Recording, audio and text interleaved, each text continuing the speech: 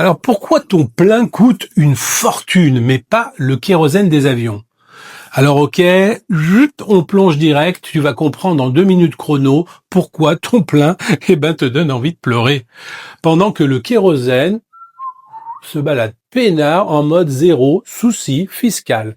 Alors le plein d'essence déjà c'est le parcours du combattant. Tu arrives à la station, un premier regard, une première grimace, un premier soupir, un deuxième regard pour vérifier que tu n'hallucines pas. Non, tu ne rêves pas, ton carburant est l'un des produits les plus taxés du pays.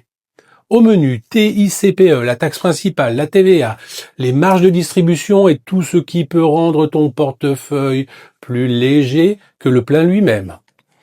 Et pour justifier ça, on t'explique pollution, transition, effort collectif. Alors ok, mais pourquoi pas? Mais alors, le kérosène, l'élève chouchou.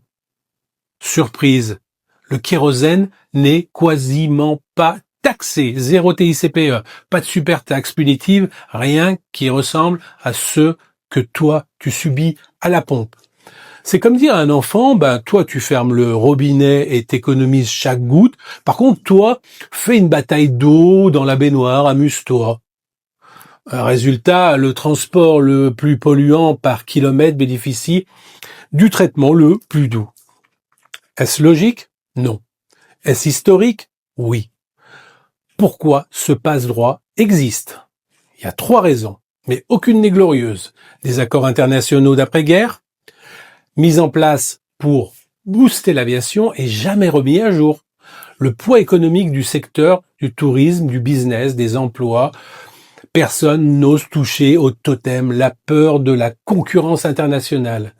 Taxer ici, faire le plein ailleurs, game over. Résultat, tout le monde attend que quelqu'un bouge. Donc, personne ne bouge. Ok, mais qu'est-ce qu'on peut faire concrètement? Pas de baguette magique, mais 3 vrais leviers. Le premier, comprendre pour refuser l'absurde. Un citoyen informé devient un citoyen qui demande des comptes. 2. Adapter ses usages quand c'est possible. Prendre le train, faire du covoiturage, des trajets optimisés, ce n'est pas être parfait, c'est envoyer un message clair. Et en 3, réclamer de la cohérence. Pas taxer plus, juste rééquilibrer, que chacun paye selon son impact, pas selon son lobby. Tu ne roules pas en Ferrari, ni moi, mais tu paies ton plein, comme si c'était le cas. La vraie question, c'est combien de temps on accepte que le carburant le plus polluant soit aussi le moins taxé. Ce n'est pas une fatalité, juste une règle du jeu qu'on peut réécrire. Ça commence maintenant. Comprendre, en parler, exiger mieux.